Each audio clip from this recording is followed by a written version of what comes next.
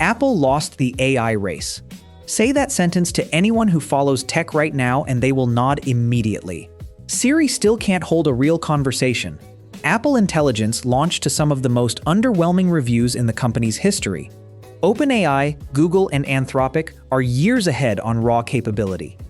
MKBHD just made a video literally structured as an argument with himself. One half saying Apple lost, the other half saying Apple actually won. And normally I'd say, that's just a clever format for a video. But the more I sat with it, the more I think there's a real argument buried in there. Not that Apple accidentally stumbled into a win, that Apple might be playing a completely different game than everyone assumes, and losing the first round on purpose. So MKBHD structured this video as a genuine back and forth, arguing Apple lost the AI software race, then flipping to argue Apple actually has the long-term advantage because they control the hardware everyone else's AI has to run on. Today I want to react to both sides of that argument, tell you where I think he's right, where I think the framing lets Apple off too easy, and talk about the part of this story that doesn't get mentioned enough, the 7 years Apple spent quietly preparing for exactly this moment. Yo, I was just thinking about all this AI race stuff and how everything's gone from 0 to 100. And then Apple, they've just kind of been scrambling the past 2 years trying to build Apple Intelligence and haven't really done very well yet. I just feel like it's so obvious that they won. What? No, they lost. No, they really won. Wait, sorry. Let's start with where I think MKBHD is completely correct. Apple did not deliver on its AI promises for roughly 2 years. Apple Intelligence was announced with a huge amount of confidence at WWDC, and a meaningful chunk of the promised Siri features were delayed and pushed back repeatedly. That's not spin. That happened publicly, on stage, with delays announced afterward. And here's a wrinkle worth adding that MKBHD doesn't dwell on. Apple wasn't actually late to AI. Siri launched in 2011.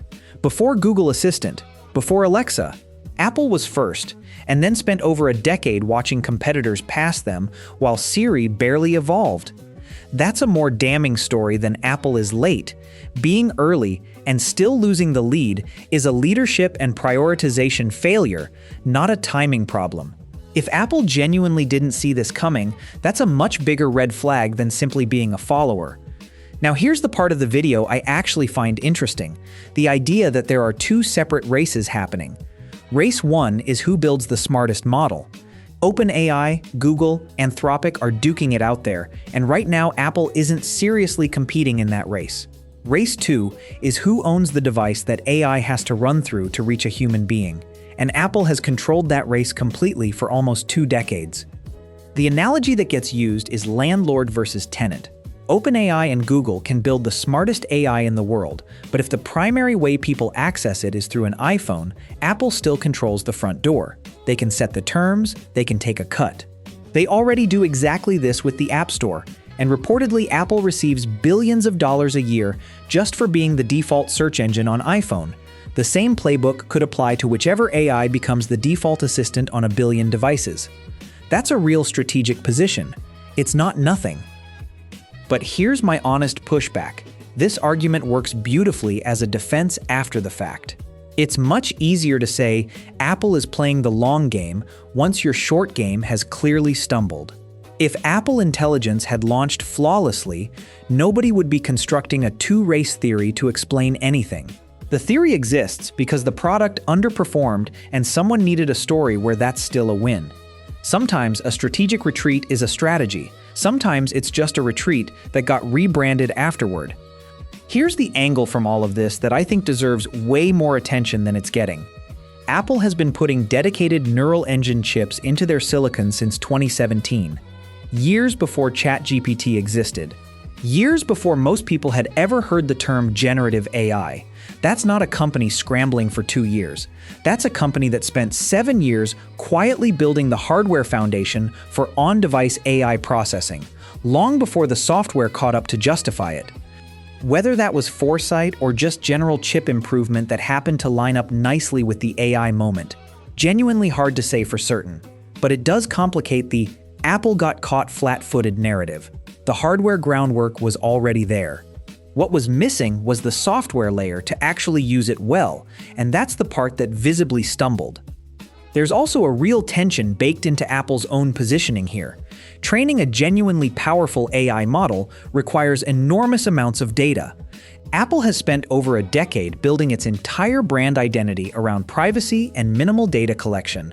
That's a real handicap, not just marketing. Apple is trying to compete in a data-hungry industry while deliberately keeping one hand tied behind its back for the sake of its own reputation. That's a genuine trade-off, not just a coincidence.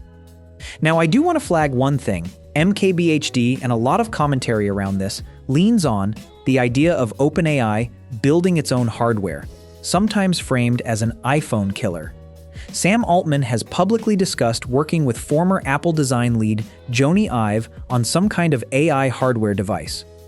That part is real and confirmed, but there is currently no confirmed consumer phone product, no confirmed timeline, and building a global smartphone supply chain from scratch is roughly a decade-long undertaking even for a company with unlimited funding.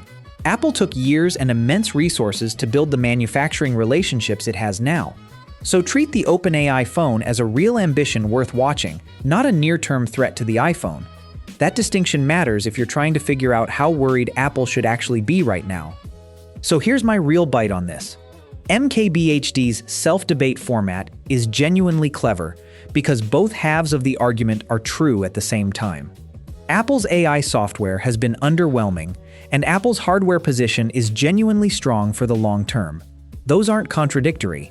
They're just two different timelines. Where I'd push back on the Apple set a trap framing is that it gives Apple a little too much credit for foresight, when a lot of this looks like a company that got caught flat-footed and is now making the best of a strong hardware position it built for other reasons. Apple doesn't need to win the smartest AI race. They need the smartest AI, whoever builds it, to need an iPhone to reach you. That's the real bite on it. Not a master plan, just a very defensible fallback position.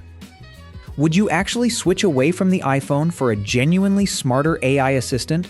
Or does the ecosystem keep you locked in regardless? Drop it in the comments. I want to hear both sides. The Real Byte. See you in the next one.